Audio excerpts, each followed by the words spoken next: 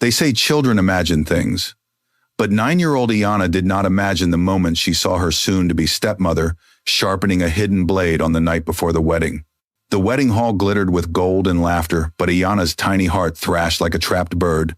She burst through the grand doors, her dress torn, her breath shaking. Guests gasped. Maid froze at the altar. And Kofi, her father, turned pale as Iana grabbed his hand with trembling fingers. "Daddy!" Her voice cracked loud enough for the room to echo. "Don't marry her, please. She wants to hurt you tonight." A silence so heavy it felt like the entire world stopped breathing. Maid's smile flickered. The guests whispered, and Kofi's soul quivered between truth and disbelief. Before we continue, tell me where you're watching from and what time it is for you right now. And if you enjoy emotional African folktale dramas like this, feel free to subscribe so you don't miss the next chapter. 3 months before the wedding day, life in the Kofi household moved with the kind of quiet heaviness that comes after a great loss. The walls of the 2-story home in Kumasi still held the echo of laughter that once belonged to Ama Kofi's late wife and Iana's mother. Even though a year had passed, the memory of her still breathed in every hallway. And for 9-year-old Iana, the world had never felt the same. Kofi tried to move forward, but grief clung to him like a second skin. He poured himself into business meetings, late-night phone calls, and endless travel. On the outside, he appeared strong, always in elegant suits, always calm. But inside, he felt hollow, stripped of color. And the more he worked, the more he drifted away from the daughter who needed him most. One evening, while Iana sat at the dining table drawing her mother's favorite flowers, Kofi entered the house with a woman she had never seen before. She was beautiful in a polished, almost unreal way, smooth skin, red lipstick, fitted white dress, high heels that clicked sharply on the tiled floor. She greeted Iana with a smile that didn't quite reach her eyes. "This is Miss Maid," Kofi said, clearing his throat in a strange mixture of pride and nervousness. "She helped organize the charity gala today. She's been a great support." Maid bent down slightly, placing her manicured hand on the table. "Hello, sweetheart. Your father talks about you all the time." That was a lie, Iana could tell instantly. Her father barely talked to her these days, let alone to strangers. Something in her, a child's instinct, ancient and sharp, whispered, "Be careful," but she only nodded politely. That night, while Kofi cooked dinner rare these days, Maid stayed in the living room with Iana. "You know," she said, flipping through a magazine, "your father needs someone who truly understands him. Someone who can help him move on." Iana blinked. "Move on from what?" "From everything holding him back." Maid tapped her nail against her chin, including distractions. Iana wasn't sure if she was the distraction Maid meant, but she felt a coldness settle in her stomach. She excused herself quickly and went upstairs. For the first time since her mother died, she wished she could run into her arms and say something felt wrong. Over the next few weeks, Maid became a frequent presence in their home. Too frequent. She rearranged furniture, suggested new routines, offered to help with Iana's school schedule. She brought expensive wine for Kofi and cheap toys for Iana, the kind that broke within hours. She laughed loudly at Kofi's jokes and barely noticed when Iana entered the room. It wasn't long before she began making small, cutting comments. "Iana, dear, maybe don't speak while adults are talking. Sweetheart, you should smile more. You look unfriendly when you're quiet. Kofi, she really should learn better manners. Perhaps she needs more discipline." Kofi, desperate to keep peace and fragile companionship, brushed the remarks aside. "She's still grieving," he would say. "She's just a child," he repeated often, though his tone weakened each time. And Maid noticed that weakness. She fed it slowly. But the shift came one Saturday afternoon. Kofi was in the backyard fixing the fence while Iana sat on the porch drawing in her notebook. She watched as Mirai stepped outside with 2 glasses of lemonade. She gave one to Kofi and kept one for herself. Their conversation drifted through the air, light and cheerful at first. Then Kofi stepped away to take a work call. Maid turned to Iana, her smile melting into a frown so sharp it could cut metal. "You know," she said in a low voice, "your father deserves peace, real peace. And I intend to give him that." Iana hesitated. "I want him to be happy." "Good." Maid leaned closer. "Then stay out of the way." The girl's heart skipped. She didn't understand everything, but she understood the threat. Before she could respond, her father returned, and Maid instantly switched back to sweetness, giggling as though nothing had happened. That night, Iana tried to tell him, "Daddy, I don't like Miss Maid." Kofi sighed deeply, rubbing his temples. "Why, my angel? She's not nice when you're not there." He put his hands on her shoulders. "Iana, change can be uncomfortable at first. I know it's hard after losing Mom, but Muriel is trying. And you must try too. But Daddy, no more arguments. His tone was soft but firm. Please. For me. She nodded, though her chest felt tight like a rope was slowly wrapping around her ribs. The very next week, the situation escalated. Muriel showed up with new jewelry and a designer handbag, insisting she had bought them as treats after a long day. But Ayanna had seen her car parked behind a building earlier that day, an expensive restaurant where she had been talking to a man who didn't look like a friend. Their conversation was animated, urgent, and entirely secretive. Later that evening, while Kofi was cooking dinner again, Ayanna overheard something from the hallway. Muriel was on the phone in the guest room, her voice sharp and unfiltered. No, listen, he's perfect. Lonely, wealthy, desperate to belong to someone again. Yes, I'll handle the rest. We stick to the plan. Once everything is done, I'll get what's mine. He'll be out of the picture by then anyway. Out of the picture. The words echoed like thunder inside Ayanna's skull. Her palms went cold. Her knees wobbled. She almost dropped the glass she was holding. Muriel ended the call abruptly, and for a terrifying second, her heels clicked toward the door. Ayanna scrambled into the bathroom, shutting the door quietly just as Muriel passed. Her breath shook so violently she had to cover her mouth with both hands. That night she tried again to tell Kofi, Daddy, I heard something. I think Miss Muriel wants Ayanna, he said, voice already exhausted. Stop this. I know losing your mother has made you scared of change, but Muriel is not your enemy. But no more. His tone hardened. You're being unfair. And that was the moment something inside Ayanna broke. She felt the distance between them widening, her father slipping through her fingers, trusting someone who wanted to take him away forever. From that night onward, she watched Muriel more closely, like a small detective forced to grow up too fast. And the more she watched, the more she saw. The calls, the secret meetings, the strange coded messages, the empty expressions when Kofi wasn't looking, the smirk when he was. A storm was forming, one only she could see. And though she was just a little girl, she knew she had to stop it before it consumed her father completely. In the weeks that followed, the tension inside the house thickened like humidity before a violent storm. It clung to the walls, to the furniture, to Ayanna's small shoulders. She could feel it even when no one spoke. Muriel had begun weaving herself deeper into every corner of their lives so smoothly, so elegantly, that most adults would never have noticed the manipulation. But children notice things adults overlook.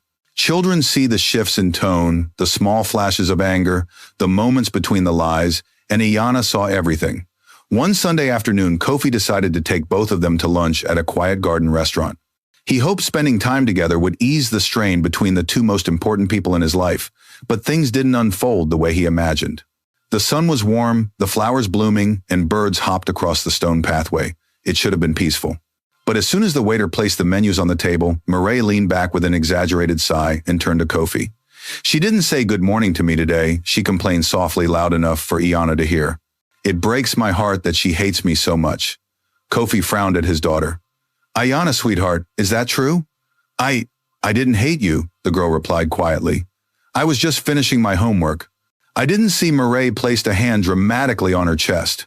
You see, she always has an excuse. Kofi, I truly want to be a mother figure to her, but how can I if she refuses my kindness? A mother figure. The word stabbed Ayanna so sharply she had to blink back tears. How dare this woman try to replace her mother? How dare she pretend to care? Kofi sighed heavily, embarrassed by the tension. Let's just enjoy lunch. No more arguments. But the meal was an avalanche waiting to fall. Halfway through, while Kofi stepped away to take a business call, Muriel leaned across the table and whispered, If you keep making him unhappy, I will make your life very, very difficult. Ayanna tensed. I'm not trying to make anyone unhappy.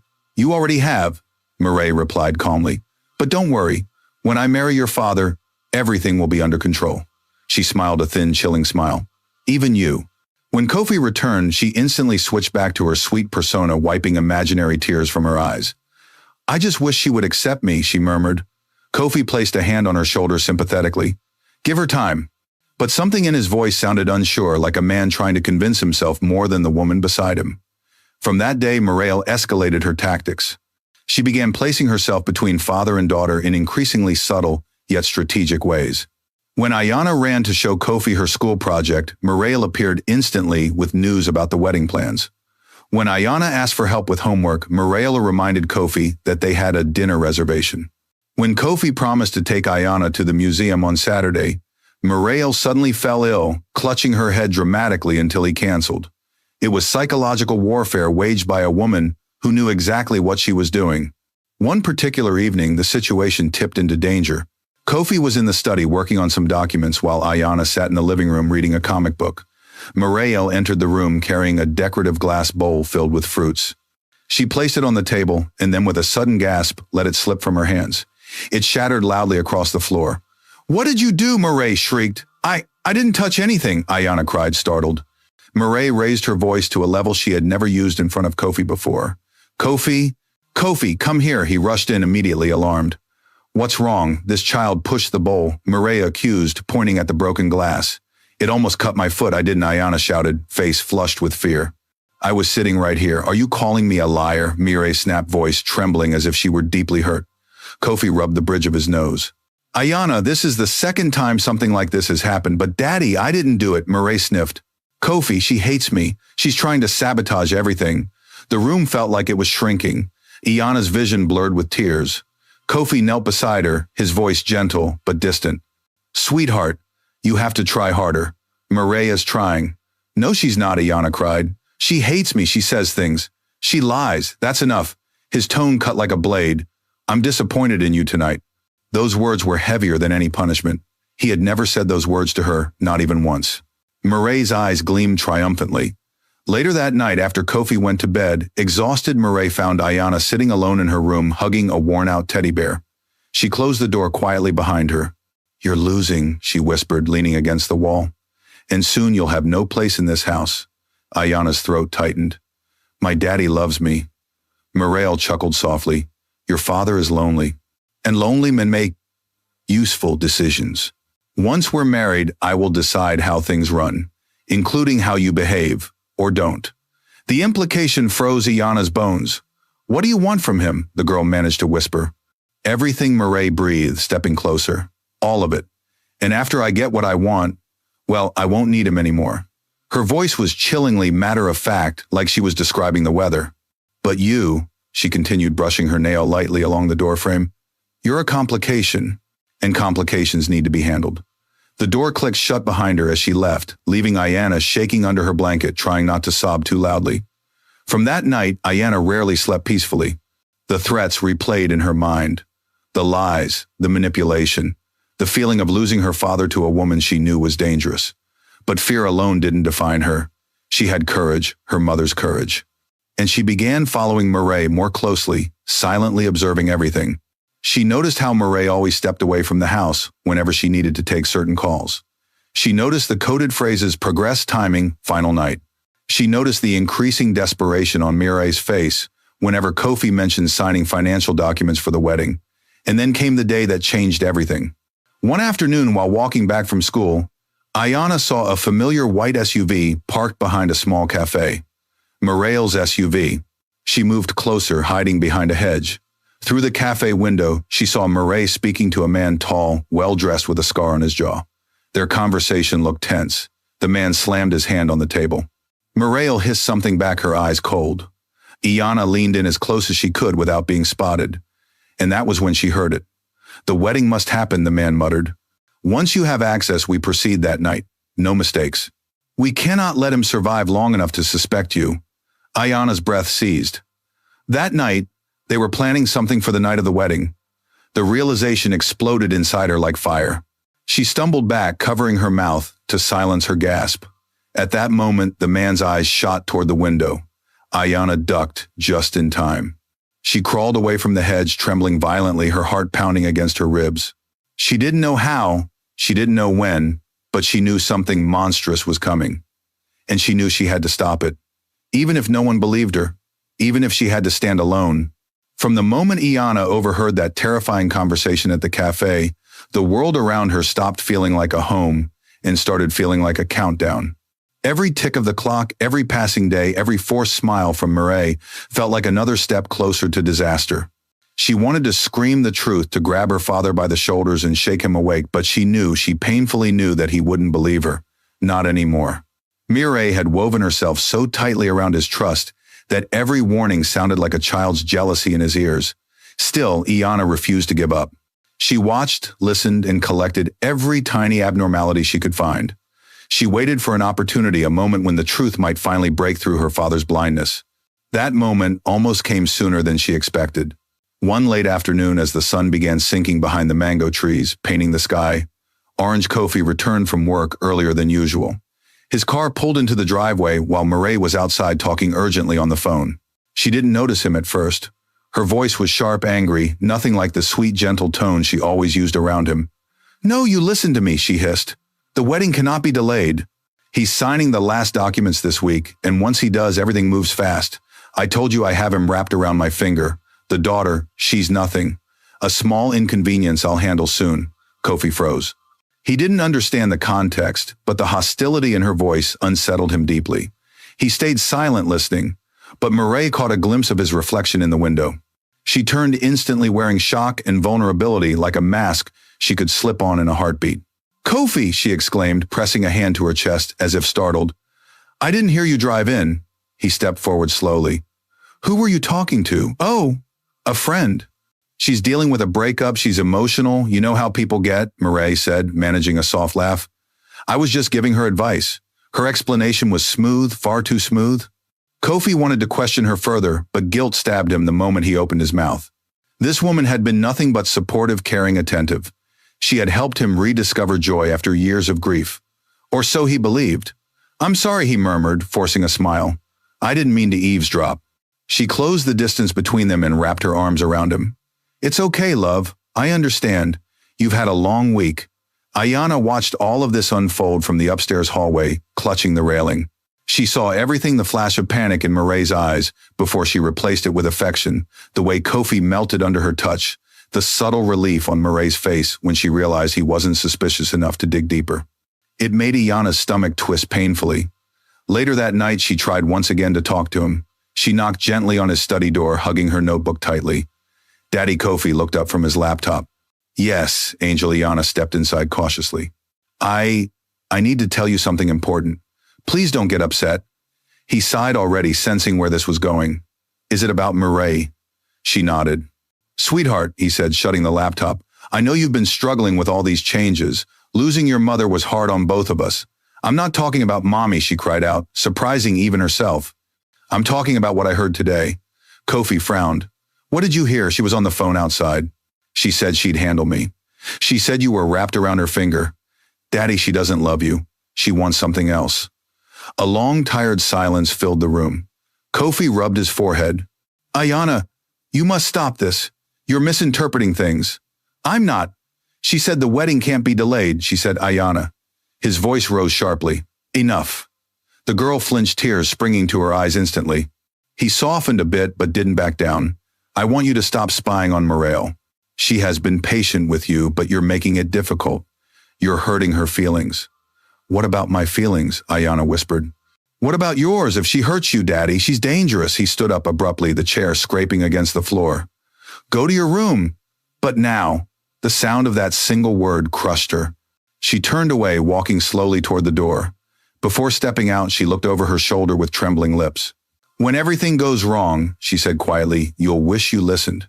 Kofi didn't respond. He couldn't. His mind was tangled in conflict. Logic told him to trust his daughter, but loneliness whispered something different, something softer, something foolish. After she left, the room felt colder. The following days were worse. Maid, sensing that Ayanna was becoming a threat, increased her manipulation. She feigned concern around Kofi, claiming she felt unsafe because Ayanna watched her like a predator. She pretended to cry when he was near. Claimed Ayanna pushed her once, claimed she heard the girl call her names. All lies. All carefully timed. And Kofi believed almost every word. But the tipping point came one windy evening. A storm was gathering outside, thunder rumbling like angry drums. Maid walked into the kitchen, holding her wrist dramatically. "Kofi," she whimpered. "Ayanna hurt me." He spun around. "What? How?" She slammed the bedroom door into my arm. "I was trying to talk to her nicely." "That's not true," Ayanna shouted from the hallway. "I didn't even touch the door. She walked into it herself." Kofi looked between them, unsure, overwhelmed. Maid sobbed harder. "I'm scared of your daughter. How can I marry a man whose child hates me this much?" And that right there was what finally pushed him too far. "Everyone calm down," Kofi said sternly. "Ina, go to your room. I need to think. But Daddy, now. She ran upstairs, tears blurring her vision. She shut herself in her room and curled on the floor, hugging her knees. The storm outside was nothing compared to the storm tearing through her tiny chest. Maid had won. She had truly won. And no one, absolutely no one, would listen. But something changed that night. Later, after the storm died and the house fell silent, Iana crept out of her room to get a glass of water. As she passed the guest room, she heard whispers inside. The door was slightly ajar. She peeked through the gap. There was Maid on the phone again. "We move as soon as the papers are signed," she murmured coldly. "Yes, the night of the wedding. That's when he'll be alone. Stop worrying, I have full access now. He trusts me more than he trusts anyone else. The daughter. She's become a problem, but I'll deal with her soon. Focus on our end, and remember, no mistakes this time." Iana's hand flew to her mouth. The words clawed into her spine like ice. This wasn't jealousy. This wasn't selfishness. This wasn't a misunderstanding. It was real. Her father was in danger, and she was the only person who knew the truth. She backed away quietly, tiptoeing up the stairs. But with each step, her fear hardened into determination.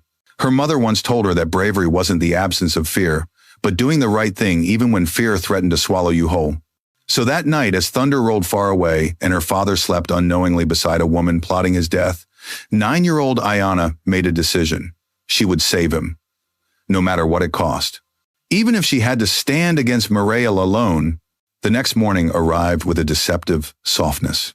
Birds chirped in the garden, sunlight spilled through the windows, and the house smelled faintly of the hot cocoa Kofi always made for Iana before school, except he hadn't made it in weeks. Not since Maid began her quiet conquest. Still, the world outside pretended everything was normal. Only inside the house did the air feel heavy, stifling, charged with the tension of secrets Iana carried alone. She woke with the previous night replaying in her mind the whispered plan, the deadly certainty in Maid's voice, the assurance that Kofi wouldn't survive the wedding night. It churned inside her chest like a bruise that refused to fade. When she came downstairs, she saw Kofi and Maid sitting at the dining table. They looked up as she approached, but the atmosphere was wrong too, still too expectant, like they had been waiting for her. "Morning, sweetheart," Kofi said gently, though fatigue lined his face. "Come sit." Iana hesitated. Maid's gaze was soft, sweet, calculated. Kofi continued, "We need to talk." The words made her stomach twist, but she pulled out a chair and sat across from them. Maid laced her fingers together with a concerned sigh. "Iana, I want us to get along. I really do. But lately, things have been difficult. Difficult. As if she wasn't the one causing the chaos." Kofi nodded, rubbing his temples. "Your behavior has been troubling, Angel. You've been accusing Maid, spying on her, making dramatic statements. That's not like you. I'm trying to protect you," she whispered.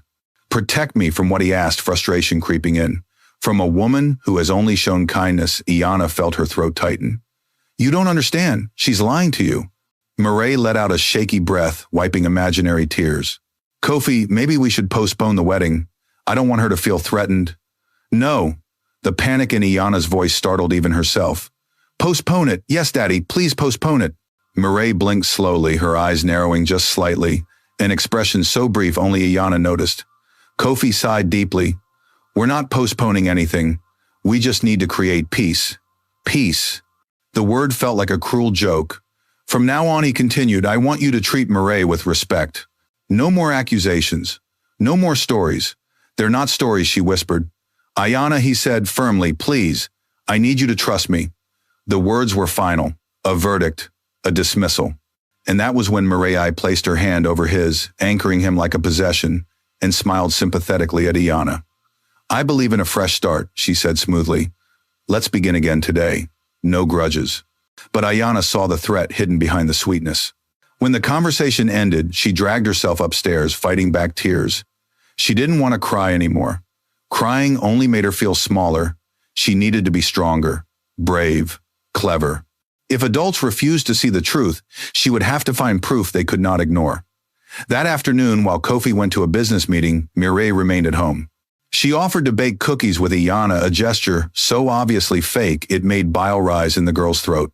But she pretended to go along with it, because the more time she spent near Maid, the more chances she might have to uncover the truth. Maid measured flour with meticulous precision, humming softly. You know, she said lightly, my life wasn't easy. I had to fight for everything. Maybe that's why you think I come across too strong. You come across as a liar, Iana said before she could stop herself.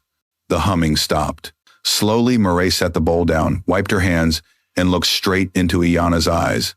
The softness vanished. What remained was sharp, cold, lethal.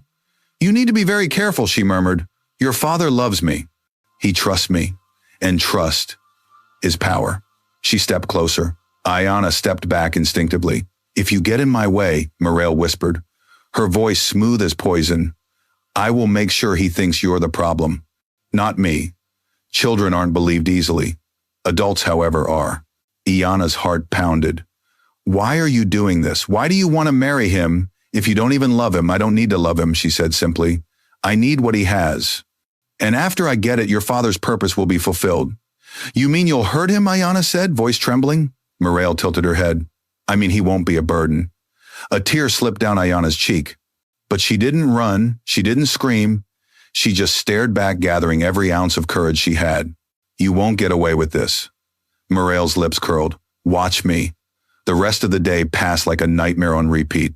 Every time the girl tried to stay out of Maid's way, the woman found excuses to corner her, slipping venom into her words, warning her to stay silent, reminding her that no one would believe a child over an adult. By evening, Kofi returned cheerful and oblivious. He kissed Maid on the cheek and asked about dinner. She responded with a sweet voice, a laugh of pure innocence. Then she said she had a surprise appointment and left the house. That word appointment sent a chill running down Iana's spine. The moment Maid's car drove away, Iana hurried downstairs. She peeked through the blinds to make sure the vehicle had disappeared, then ran into the garage. Kofi kept a spare motorcycle helmet on a shelf and a bicycle leaning against the wall. She grabbed the bike and pedaled as fast as her legs could move. She didn't know exactly where Maid was going, but she knew one thing. When adults planned evil, they hid in quiet places. And Maid had a favorite, an abandoned community center near the edge of town.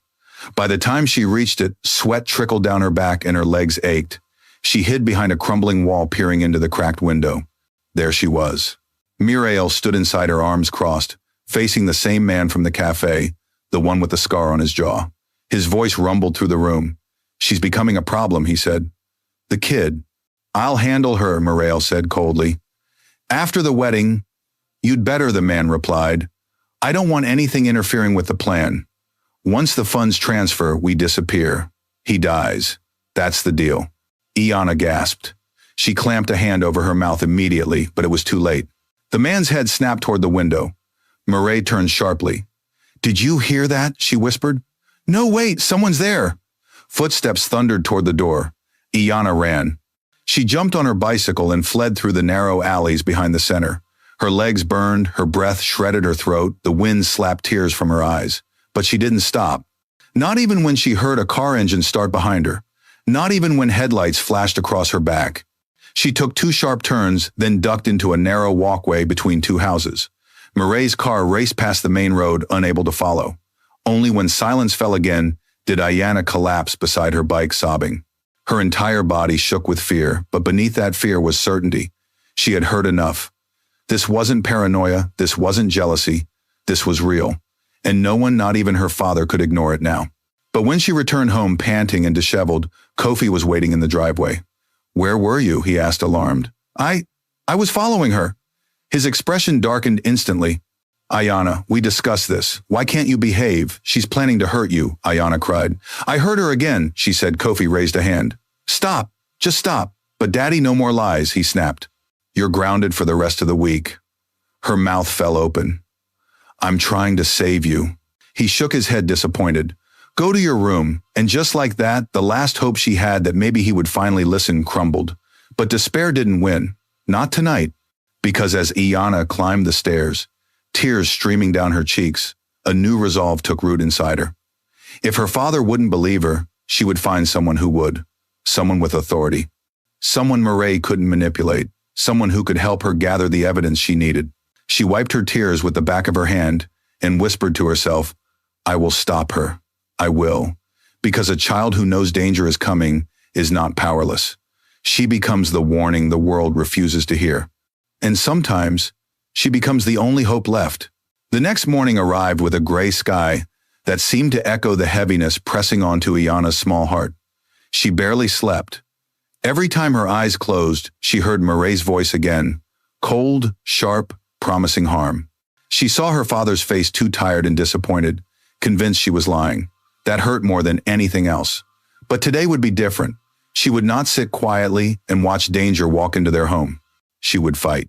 As sunlight crept through her curtains, she quietly got dressed, tying her shoelaces with trembling hands. She had made up her mind if her father wouldn't believe her, she needed someone he would listen to. Someone who cared about him. Someone who might see what she saw. There was only one person, Auntie Adwoa, her father's older sister. Adwoa didn't visit often because she lived in another town, but she loved Iana fiercely and had always been skeptical of Mireille from their very first meeting. There is something too smooth about that woman, she once murmured. People who shine too brightly tend to hide the darkest stains. Iana clung to those words now like a lifeline. She grabbed her backpack stuffed inside the notebook where she had recorded everything she'd overheard and slipped downstairs. The house was quiet, Kofi was still asleep, and Mireille had spent the night out claiming she had urgent wedding arrangements. Iana knew better.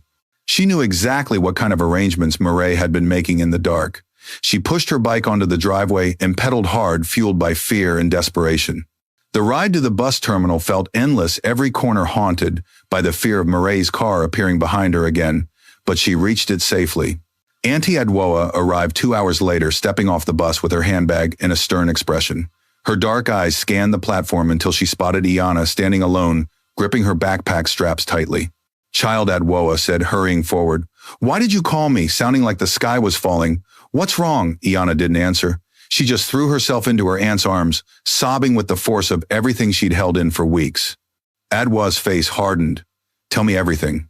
And so they sat on a bench beneath the shade of a large frangipani tree, and Iana explained everything, every overheard whisper, every lie, every threat, every plan she had pieced together. She told her about the man with the scar, the abandoned community center, the wedding night plan. Instead of brushing it off like Kofi had, Adwoa leaned in closer with each detail, her features growing more and more grim. When the girl finished trembling, Adwoa spoke in a low, determined voice. You did the right thing coming to me. I've been uneasy about that woman since the day she walked into your lives. And now I have proof my instincts were right. Do you believe me? Iana whispered. Absolutely, Adwoa said without hesitation. And we'll put a stop to this. It felt like a mountain had lifted off her chest. But their battle was far from over. Adwoa took Iana to her car, locking the doors immediately. We're not going back home yet. Not until we find evidence strong enough to wake your father from this spell. The word spell made Iana shiver. Because that was exactly what it felt like. Kofi was trapped, blinded by loneliness, desperate for companionship, vulnerable to a woman like Mireille. They drove to the abandoned community center first. The building looked different in the daylight, less threatening but still eerie. The windows were dusty, the paint peeling the air, smelling like damp wood and neglect. Stay close, Adwoa said. Inside the room where Mireille had met the man with the scar was empty, but not completely. Adwoa spotted something on the floor, a printed document with a logo belonging to a high-end financial consultancy company. Most of the text was blurred by dirt, but one line caught her eyes, transfer ownership upon union. Another line, guaranteed access upon signature. Her jaw clenched. She wants control of everything your father owns the moment the marriage certificate is signed. That means the wedding, Iana whispered. That's why she said it can't be delayed. Yes, Adwoa murmured. She's cornering him. They continued searching and found another clue, an envelope with a false name printed on it, addressed to an offshore account. It contained nothing else, but the implication was clear. They returned to the car, uncertain but hopeful. Yet something nagged at Iana. Wait, she murmured. The man. He said something about no mistakes this time. What did he mean? Adwoa's eyes narrowed. It means this isn't her first time. A chill gnawed at Iana's spine. Adwoa started the engine. We're visiting someone else. Who? An old friend, she replied, a retired police officer. Kwabena Mensa. Iana's heart fluttered. A police officer meant someone who could finally do something. When they arrived at the officer's home, the man looked both surprised and concerned to see Adwoa at his door. He welcomed them inside, listening intently as she explained the situation. His weathered face grew darker with every detail. After a long pause, he opened a drawer and pulled out a file. You said her name is Mireille, he asked. Yes, Iana said, clutching her backpack. He thumbed through several documents, then found something and placed it gently on the table. I don't know if this is the same woman, Mensa said, but 5 years ago a wealthy widower died under suspicious circumstances. The main suspect was the woman he was engaged to, a woman named Mireille Decora. She vanished before the case could be taken to court. Silence struck the room like lightning. Adwa inhaled sharply. She changed her name. She always does, Mensa murmured. She reinvents herself and targets vulnerable men. It's a pattern, a dangerous one. A wave of nausea hit Iana. And Daddy? He's next, Mensa nodded solemnly. Unless we act fast. They collected copies of the documents and prepared to go straight to Kofi. On the way back, the weight of the truth pressed heavily on Iana's chest. For the first time since her mother died, she felt the terrifying reality that she might lose her father too, not to grief, but to a woman with ice in her veins and death in her plans. But she wasn't powerless anymore. She had proof. She had help. She had her aunt. She had a retired officer ready to intervene. For the first time in months, hope flickered. As they drove toward the Kofi household, the sky began to shift from gray to a bruised shade of purple, signaling evening. Lights flickered on in houses along the road. The world began to quiet, but danger did not. When they pulled up to the house, the driveway was empty. Kofi's car was gone. Morelli's too. Where are they? Iana whispered. Then a sudden realization slammed into her chest. Today is the final meeting with the wedding planner. Daddy said it's important, and she's with him. Adwoa finished. Their eyes met with shared fear. She might move early, Mensa said. They rushed back into the car and accelerated toward the event venue. Iana gripped the seat, praying with every beat of her heart. Please be safe. Please be safe. Please be safe. As they approached the venue, something felt wrong the moment they saw it. The parking lot was almost empty. Too empty. And the building lights were dim. Stay behind me, Mensa instructed, stepping out. But before he reached the entrance, a sound echoed from inside. A sharp, blood-freezing scream. It was Kofi's. Daddy Iana shrieked, sprinting toward the door before anyone could stop her. Because if they were even a second too late, she might lose him forever. The scream tore through the empty event hall like a blade. It wasn't the kind of scream someone made when startled. It was raw, sharp, filled with terror, a cry from someone who finally realized danger was standing right in front of him. Daddy Iana shouted again as she sprinted toward the large double doors. Iana, wait, Adwoa cried out, but the girl's legs were fueled by fear, love, and pure instinct.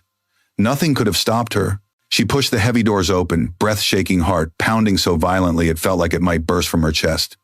The hall was dark, only a few emergency lights glowed, faintly casting everything in eerie shadows. Chairs were overturned. A glass vase lay shattered on the floor. Something terrible had happened here.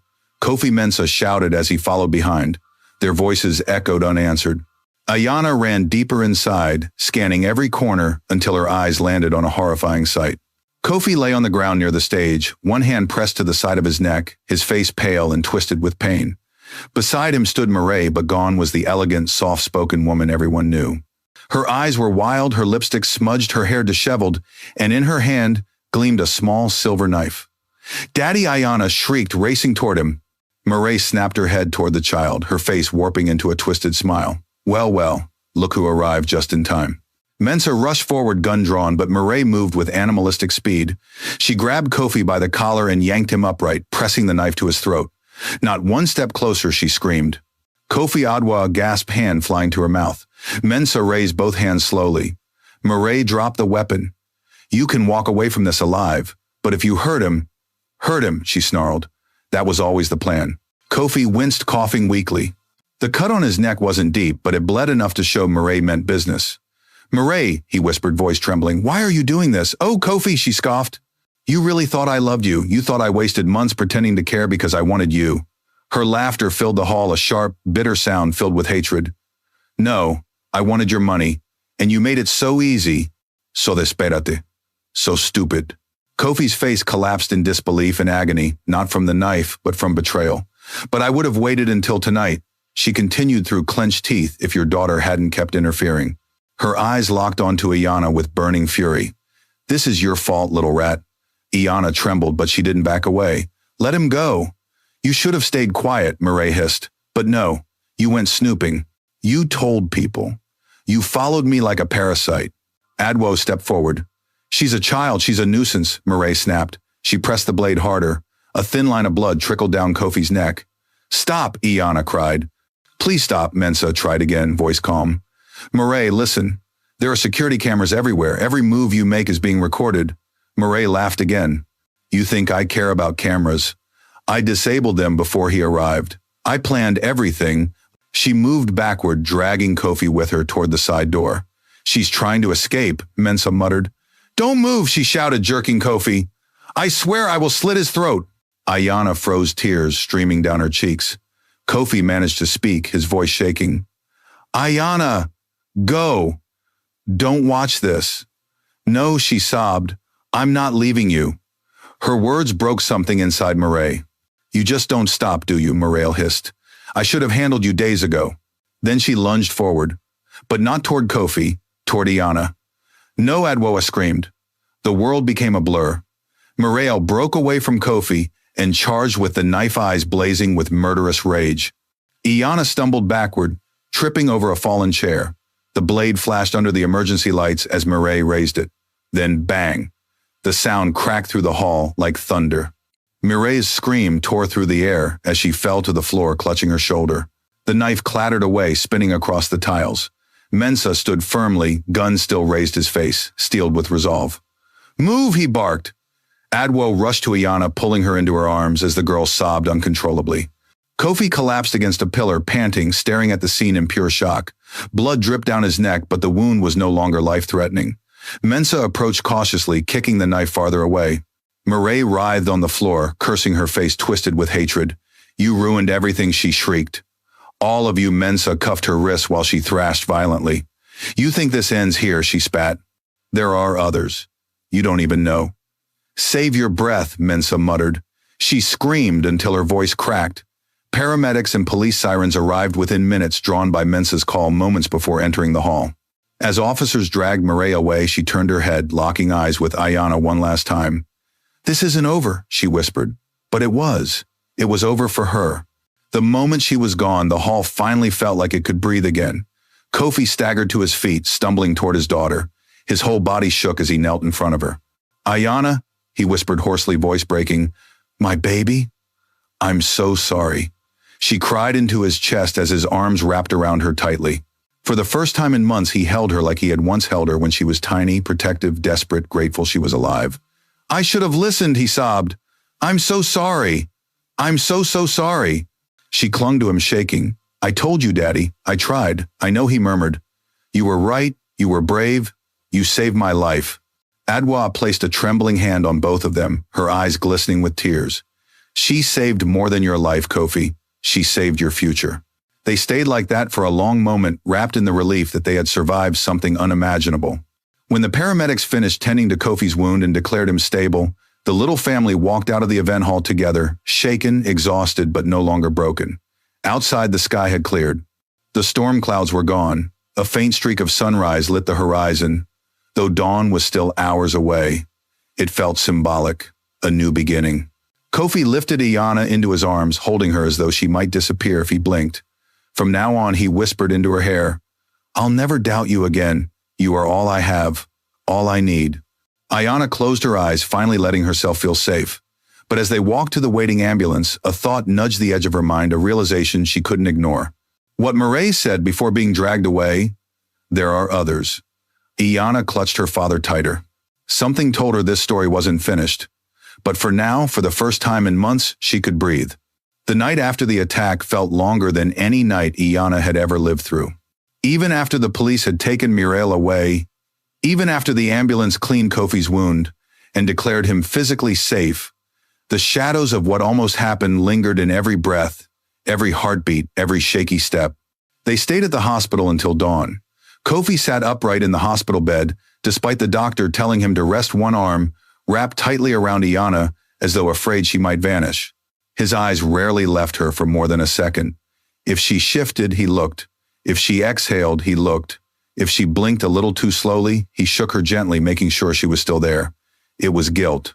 It was fear. It was love drenched in regret. And it made Iana's little chest ache. "Daddy," she whispered softly, "I'm not going anywhere." He swallowed hard and buried his face in her hair. "I thought I almost lost you tonight. I thought I almost lost you, she whispered back. Auntie Adwo sat beside the bed, her back straight, eyes sharp with protective fire, even despite the exhaustion settling into her bones. Mensa stood near the doorway speaking to an officer, handing over evidence they'd collected, documents, files, the audio recorder that captured Morale's last threatening words before the attack. But even as officers left and nurses came to check on Kofi, even as the hospital slowly began to wake with morning activity, a strange heaviness continued clinging to the air. Eventually, an officer returned, a tall woman named Inspector Au, with a folder in hand, and seriousness etched across her face. Kofi, she greeted, I'm glad you're stable. He nodded tiredly. Thank you. Au took a deep breath before proceeding. We apprehended Morale and the man she called Kweku the Scar at the venue. Both are in custody. However, the slight pause made everyone in the room stiffen. However, what Adwoa asked sharply. Au opened the folder. Both individuals were part of a known con group operating across several regions. Their tactics are always the same target: widows or widowers infiltrate their lives, emotionally obtain financial access, and then eliminate them. Kofi's breaths quickened. They've been connected, Au continued, to 2 unsolved cases. Both victims died under suspicious circumstances, shortly after transferring assets to romantic partners. So, Morale, Kofi whispered slowly, piecing it together. This wasn't random. She planned this long before we even met. Au nodded grimly. She's extremely smart, dangerous, and manipulative. Iana pressed her head against her father's chest, gripping his shirt. The confirmation made her feel both vindicated and sick at the same time. She had known deep inside her bones that something wasn't right. But hearing it from a police inspector made the danger feel heavier, more real, more terrifying. Au continued, but there's something else. Something we found when searching Morale's belongings. She pulled out a worn leather journal. A chill spread through the room. This belonged to her, Au said. Inside are details of her past marks. Their weaknesses, their routines, their financial records. She looked at Kofi. You were studied. Kofi felt his throat close. That's not the worst part, Au added quietly. There were notes about Iana. Silence fell so thick it choked the air. Kofi's face drained of color. What about my daughter? Au hesitated, not because she doubted, but because the truth was cruel. She wrote that Iana was an obstacle, a threat. And Au flipped the page, jaw clenching, expendable. Kofi tightened his arms around his daughter, holding her as though the world was trying to steal her away. My God, Iana stayed still, small and silent, but tears formed in her eyes. Au continued, the only reason the plan wasn't executed earlier is because Mireille realized Iana suspected her. It made her angry, reckless. That recklessness is what ultimately saved you both. Mensa nodded. The child saw what adults often refuse to see. Au closed the folder. We'll need Kofi and Iana to come to the station tomorrow for formal statements. But for now, rest. You're safe. Safe. The word echoed in Iana's mind, but she wasn't sure she believed it. Mireille was behind bars, but the fear she planted inside Iana had roots deeper than the threat itself. The memory of her charging with the knife replayed again and again. After Au left, the room fell quiet, except for the soft beeping of a machine near the bed. Adwo finally spoke. Kofi, I tried to warn you. I felt something wasn't right. He nodded slowly, shame washing over him. I know, I was tired of feeling alone. I thought letting someone in would fix things. It almost destroyed everything, Adwo whispered. Kofi looked down at Iana. Her eyelids drooped with exhaustion, her small body curled against him like she was 6 years old again. He stroked her hair gently. I should have believed her, he murmured. She tried so hard to protect me, and I pushed her away. No, Iana whispered sleepily. I didn't protect you, we protected each other. Kofi broke. He pressed his forehead to hers, tears falling silently. By morning, the doctors discharged Kofi with strict instructions to rest. Adwoa drove them home. Iana sat in the back seat staring out the window as the familiar streets passed by, yet everything felt different now. When they entered the house, the silence hit them first. Morale's scent still lingered faintly, a mix of expensive perfume and cold calculation. Her shoes were still by the door. Her scarf still draped over the chair. The wine glass she used last night remained on the counter with lipstick on the rim. Iana shivered. Adwo walked ahead, gathering everything that belonged to Morale into a trash bag. She stuffed in scarves, jewelry boxes, shoes, perfumes, every trace of the woman who had nearly destroyed them. Kofi stood in the middle of the living room, staring at the space she used to occupy. He felt revolted by how much control he'd given her, ashamed of how blind he had been. Then he turned to his daughter. "Ayana," he said softly. She looked up. "From today, no secrets, no hiding, no shutting each other out." He knelt down. "I'll listen, always." She nodded. "I'll talk, always." And he embraced her again. But peace didn't last long. That night after dinner, the doorbell rang. Adwo opened the door. Inspector Ayu stood there, her face grim. "Kofi! Ayana! I need to speak with you." Fear surged instantly. "What happened?" Kofi demanded. Ayu stepped inside. Muriel escaped. The room went silent. She escaped custody during the transfer to a higher security facility. The vehicle was ambushed by unknown accomplices. 3 officers were injured. Adwa covered her mouth in shock. Kofi grabbed Ayana, instinctively holding her behind him. Ayu continued, "We are placing security around your home immediately, but you need to know." She hesitated, then added, "Murray wasn't fleeing. She was trying to finish what she started." Ayana's breath hitched. "She left something behind in the abandoned vehicle," Ayu said. A note. She handed it to Kofi. His hands shook as he unfolded it. 4 words stared back at him in sharp, angry handwriting: "I will come back." A chill swept through the room. Ayu placed a firm hand on her belt. "Until she is caught, none of you can be alone. She is dangerous, unpredictable, and furious." Ayana clutched her father, her heartbeat racing. She thought everything was over. She thought the nightmare had ended. But now, it was only beginning again. The note felt colder than the night air outside. Kofi stared at the 4 words for a long, terrible moment, as if by staring hard enough he could erase them. But they remained sharp, cruel, dripping with the promise of vengeance. "I will come back." It wasn't just a threat, it was a vow. Ayana felt her knees weaken. She clung to her father's shirt, her fingers trembling. Auntie Adwa stepped closer, her protective instincts blazing. "When did she escape?" Adwa demanded. Inspector Ayu exhaled heavily. "An hour ago, the transfer had barely begun. She must have had someone watching the station, someone loyal, someone she'd manipulated before." "She has accomplices?" Kofi asked, voice cracking with a mix of disbelief and dread. Ayu nodded. "Criminals like her never work alone. They convince, seduce, deceive. Someone, possibly more than one person, helped her escape." The room filled with a tense silence. Outside the window storm, clouds gathered again, as if the sky itself sensed the danger returning.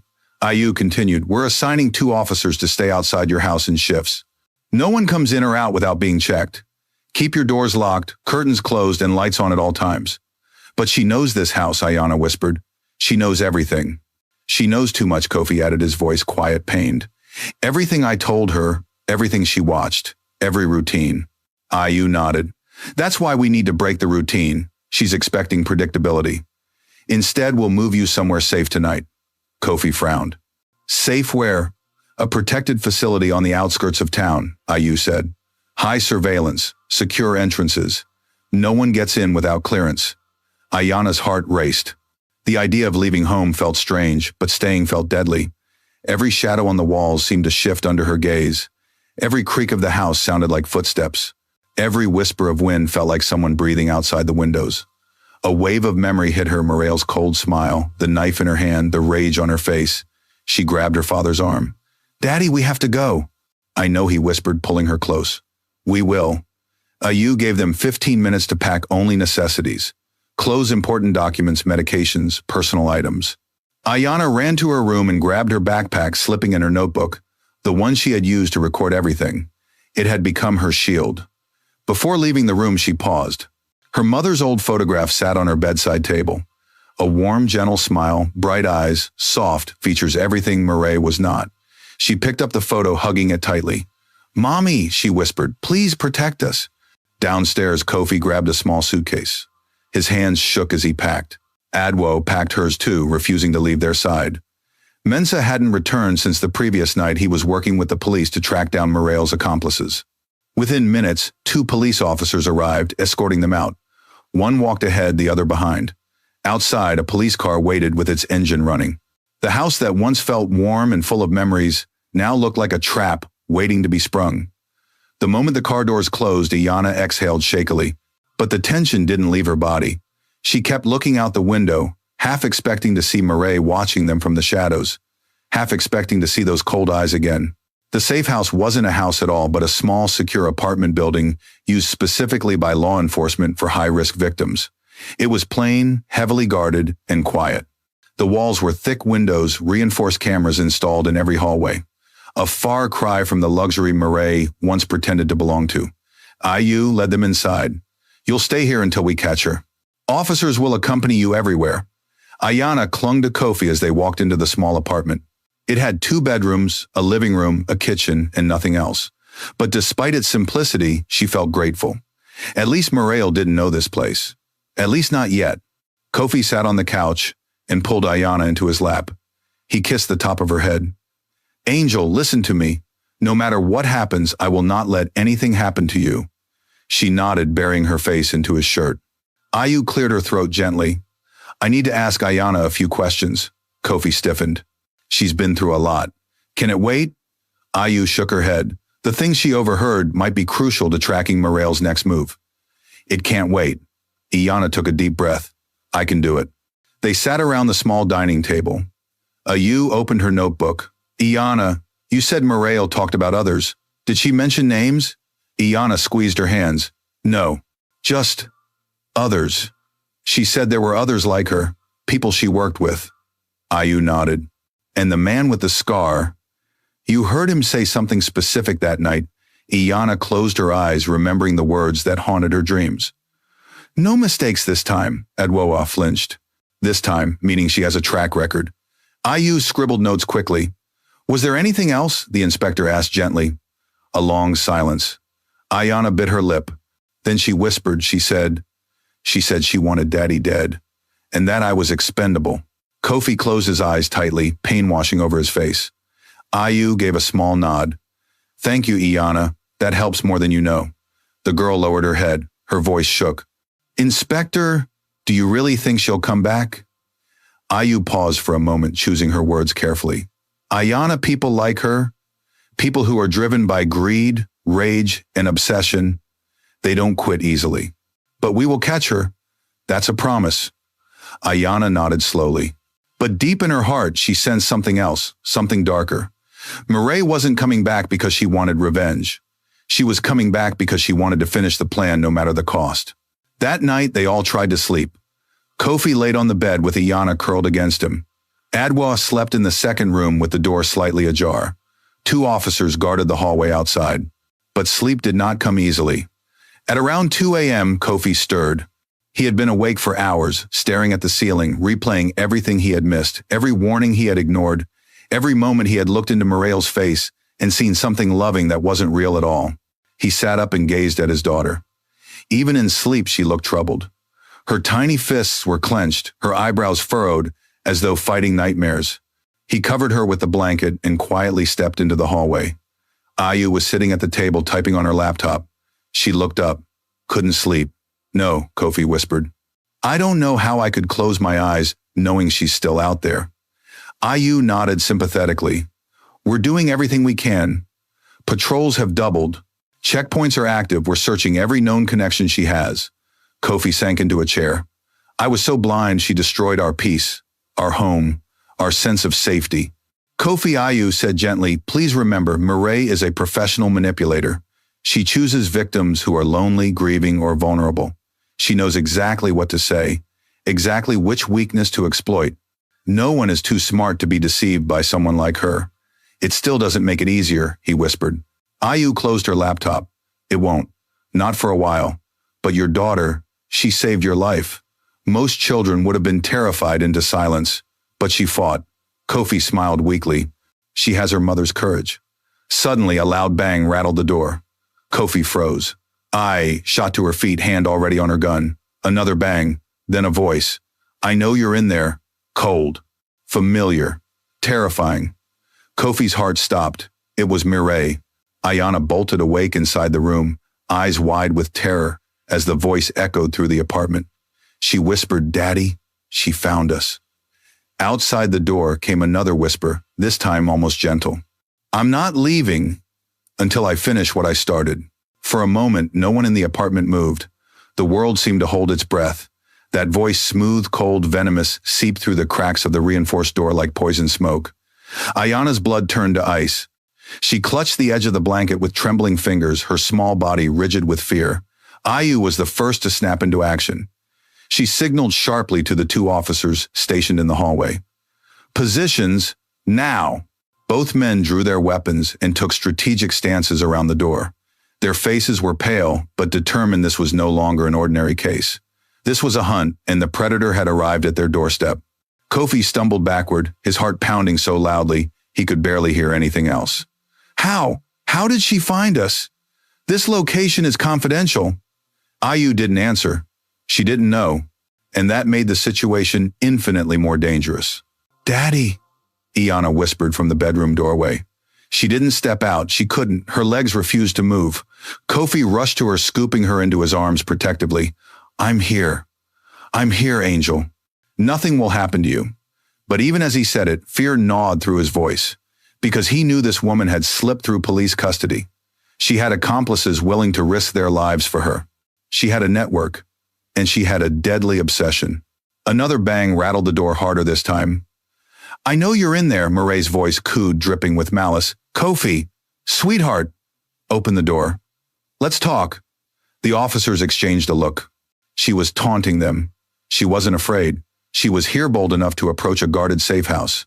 Ayu shouted through the door, Mirail, Decora, you're surrounded. Put down any weapons and step away from the entrance. This is your final warning. A moment of silence, then a soft laugh. Oh, Inspector, you think I came here alone? Ayu's stomach dropped. Before she could respond, something slammed into the upper hallway window. Glass cracked, then shattered violently as a masked man attempted to force his way in. Another entry, right side window, one officer yelled. He rushed down the hall toward the intruder, while Ayu and the second officer guarded the front door. The apartment erupted in chaos. Adwoa Kofi shouted, inside the bedroom, lock the door. Adwa grabbed Iana and pulled her inside, shutting it quickly. Kofi followed and pushed a dresser in front of the door. Iana's heart felt like a frantic bird beating against her ribs. Voices echoed from the hallway, shouts, commands, the sound of a struggle, fists slamming into drywall, glass crunching under boots. A man's scream ruptured the air.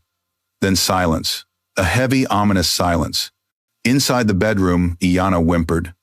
Adwo held her, tightly whispering prayers under her breath. Kofi pressed his ear against the wall, trying to decipher what was happening. His entire body shook with helplessness. His daughter was trapped, his sister was terrified, and a woman he once trusted was trying to kill them all. Suddenly, footsteps, slow dragging, coming down the hall. A knock on the bedroom door, soft, mocking. Little Iana, Mirail's voice sang sweetly. Come out, don't hide. You know I don't like hide and seek. Iana covered her ears, shaking violently. Stop, stop, stop. Adwoa pulled her tighter. Kofi grabbed the nearest object, a lamp, and raised it like a weapon. If you touch my daughter, I swear, oh Kofi, Murray replied through the door, sounding almost amused. You had your chance to save her, but you chose to betray me. You chose them instead of me. You tried to kill me, Kofi snapped. You forced my hand, she snarled. But don't worry, tonight I finish everything. Before she could take another step, Ayu's voice thundered through the hall. My real, put your hands where I can see them. A scuffle ensued. Heavy impacts rattled the walls. Boots scraped. Something metallic clattered to the floor. Kofi held his breath. Then a gunshot exploded through the apartment. Iana screamed. Adwo gasped. Kofi's heart nearly stopped. Ayu, shouted suspect down. I repeat, suspect down. But another voice, a man's voice, roared in pain, followed by more commotion. This wasn't over. Another man, another accomplice, was still inside. Kofi grabbed the lamp tighter. Stay behind me. The doorknob rattled violently. Bang! The door shook. Bang! Open up, a deep voice snarled. It wasn't Mirail. Ayana cried, Daddy, Daddy, he's coming. Kofi lifted the lamp with trembling hands. He was no fighter. But for his daughter, he would become one. Before the intruder could break through, a loud crash echoed behind him. Ayu had tackled the man into the opposite wall. A fight erupted again. Punches, struggling, a grunt of pain, another gunshot, then silence, a heavy, gasping breath. Ayu's voice trembled but remained strong. It's over. You're safe. Come out. Kofi removed the dresser cautiously and opened the door. The hallway was a scene of chaos. One officer lay unconscious on the floor but breathing. Another man, masked and armed, was handcuffed, face down, blood seeping from a gunshot wound in his leg. And just a few feet away lay Maid. Her shoulder was bandaged from the earlier gunshot. Her eyes blazed with wild fury. She was pinned beneath Ayu's knee, hands cuffed behind her back. But even defeated, she still smirked at Ayana, a smile devoid of humanity. "You think this ends now," she hissed. "It never ends." Ayu tightened the cuffs. "For you, it ends tonight." Officers rushed in, having secured the building perimeter, and hauled Maid to her feet. She fought like a rabid animal, screaming, kicking, spitting. Two officers dragged her toward the stairwell. Her final words echoed through the apartment, chilling every soul inside. "I will remember you." The officers forced her out of sight, and then silence. Real silence. For the first time since this nightmare began, Ayana burst into tears. Not out of fear now, but because the tension holding her tiny body together finally snapped. She ran into her father's arms, sobbing uncontrollably. Kofi held her tightly, rocking her gently. "It's over, Angel. It's finally over." Adwa wiped tears from her own eyes. "Thank God." Ayu approached them, exhausted and shaking but alive. "She won't come near any of you again," Ayu said quietly. "This time she's going to a maximum security facility. No visitors, no communication, no accomplices." Kofi looked at her with profound gratitude. "Thank you. You saved us." Ayu shook her head. "No. Your daughter saved you. From the very beginning." Ayana sniffled, her voice small. "I just wanted Daddy to be safe. And you made sure of it," Ayu said gently. For the first time in weeks, the air felt breathable again. The nightmare had finally ended. Or so they hoped. After Maid was dragged out of the apartment screaming Iana's name, the silence that followed was haunting. Not peaceful, just empty. An absence of danger, but also an absence of certainty. The danger had been removed from the hallway, yet the fear she left clinging to the air would take much longer to fade. Kofi lifted Iana into his arms and carried her back into the bedroom. She was trembling uncontrollably, her small fingers clutching his shirt as if he were the only anchor keeping her from drowning. And in a way he was. "I'm here," he whispered repeatedly. "I'm here, Angel. You're safe now." But Ayana couldn't respond at first. Every time she tried, her breath hitched and her throat tightened. She wanted to believe her father's words, but Maid's last scream echoed inside her head. "I will remember you." Those words felt like claws dragging across her mind. Adwa entered the bedroom and sat beside them on the bed, eyes glistening. She stroked Ayana's back gently. "Let it out, sweet girl. Cry as much as you need. No one will blame you." And Ayana did. She cried into her father's chest until her tears soaked through his shirt. Kofi kissed the top of her head, tears forming in his own eyes. He hadn't allowed himself to cry in years, not since his wife's funeral, but now holding his daughter, he felt everything hit him at once. Fear, regret, shame, gratitude. The emotions tangled together until he couldn't distinguish one from the other. After several minutes, the panic inside Iana eased slightly. She pulled back, wiping her cheeks. "Daddy, is she really gone?" "Yes," Kofi said firmly. "She won't hurt you again." But the truth was more complicated, and they all knew it. Ayu entered the room next. Her uniform was torn at the sleeve, and she had a bruise forming on her jaw. But she stood tall, steady, the way only a seasoned officer could. "She's on her way to a maximum security prison," Ayu announced. "This time she won't escape." Kofi stood still, holding Ayana's hand. "How did she find us?" Ayu sighed. "We found a tracker hidden under your car's rear bumper, likely placed before her arrest. She probably had a lookout waiting to follow you to the safe house. That means she was planning this even before the wedding," Adwo muttered, shaking her head. "She's worse than any of us thought." "She's a predator," Ayu said simply. "And predators don't like losing." That truth settled over everyone like a dark fog. "What about the man with the scar?" Kofi asked. Ayu nodded. "He's in custody. Shot in the leg, but stable. He'll talk eventually." But something in her face betrayed her. A flicker of worry, a question unspoken. "What is it?" Adwoa pressed. Ayu hesitated. "We found his phone. There were messages from an unknown number, instructions. Plans. It suggests a larger operation. Maid wasn't working alone. There's a chance someone else out there knew about the wedding night plan." Iana's eyes widened in panic. She grabbed her father's hand tighter. "Are they coming too?" "No," Ayu said, gently kneeling beside her. You're safe now, and we'll be guarding your family day and night. Nothing will happen to you." Ayanna swallowed hard. She wanted to believe her, but trust was hard when someone had already broken through a safe house once. Ayu stood. "I've arranged for you to move to another safe house, an even more secure one. This building has already been compromised." The idea of moving again made Ayanna's stomach churn, but she nodded. Anywhere was better than the place where Mireille had stood outside the door. The officers escorted them out, forming a protective circle. But even walking through the hallway felt terrifying. The broken window, the scuffed walls, the blood-stained tiles, the signs of the earlier fight were still there, refusing to let them forget how close they had come to losing everything. The new safe house was deeper into the countryside, tucked behind a security compound, with armed guards, floodlights, and a high steel perimeter fence. No one could enter without fingerprint and face recognition clearance. Inside, the atmosphere was different, not a home, not a hiding place, but a fortress. The kind designed for government witnesses, targeted individuals, or high-profile crime victims. As soon as they entered, Kofi collapsed onto the couch, covering his face with both hands. His body trembled. He had tried to stay strong for Ayanna, but now here around the people he trusted, his strength gave out. Adwoa sat beside him. "Brother, you can breathe now." "I don't know how," he whispered. "I don't know how to stop imagining what could have happened, what almost happened." Ayanna walked over and climbed onto his lap. She put her forehead against his. "You're alive," she whispered. "We're alive. That's what matters." Kofi closed his eyes, tears slipping down his cheeks. "You saved me, Angel. You saved both of us." "But Daddy," Ayanna whispered, voice small and shaken. "What if she had gotten inside the room?" Kofi held her tighter. "She didn't, and she won't.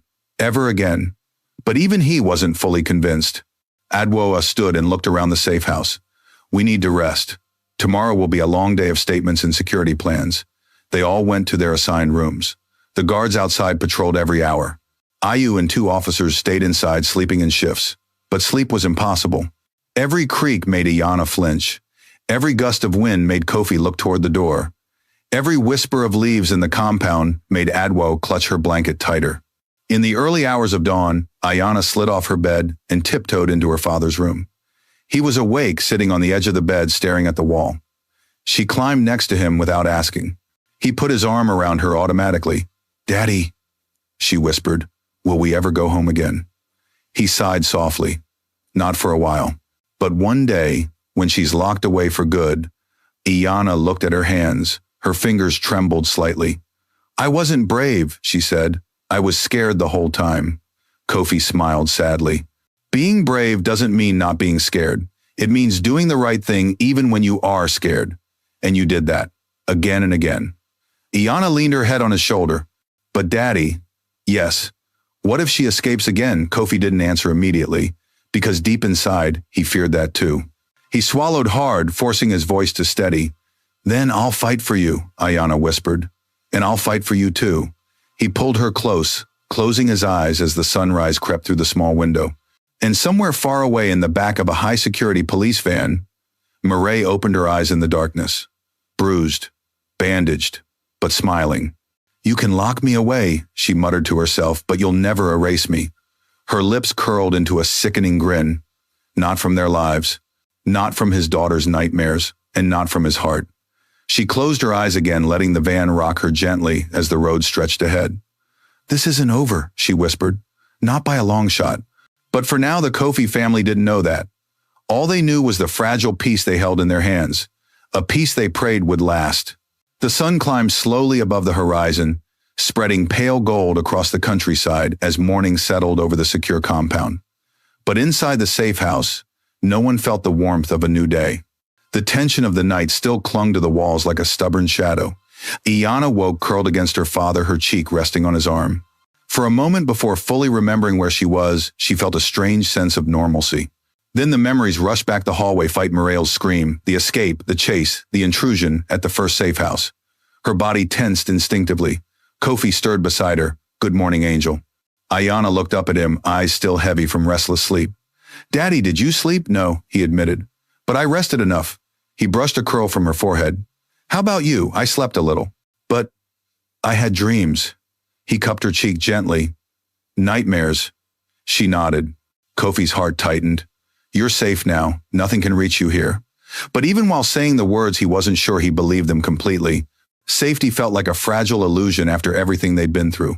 They met Adwoa in the small kitchen where she attempted to make tea, but her hands trembled so much she spilled half of it on the counter.